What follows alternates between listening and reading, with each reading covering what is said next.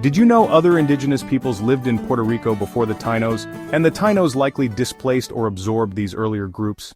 Before the Tainos, several waves of indigenous peoples migrated to the island.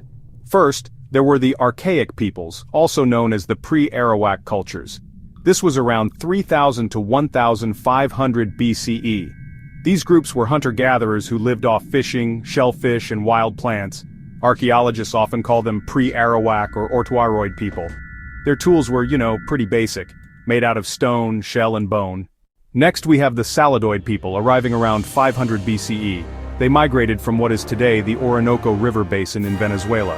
The Saladoid brought with them ceramic technology, agriculture, and a more settled village lifestyle. These folks are considered early ancestors of the Tainos. So, let's talk about the Tainos. Around the year 1000 CE to the 1500s, the Tainos were the dominant group in the region when the Spanish first made contact. They practiced agriculture, had pretty complex social systems, and developed rich religious and artistic expressions.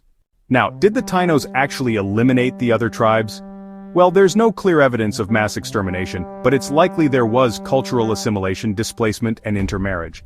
The Tainos became dominant by absorbing or marginalizing earlier groups. By the time the Spanish arrived in 1493, Taino language and culture were widespread throughout Puerto Rico and the Greater Antilles. So, to sum it up, yes, other indigenous peoples lived in Puerto Rico before the Tainos. And while we don't have written records of wars, the rise of Taino culture suggests they either replaced, absorbed, or pushed aside these earlier populations.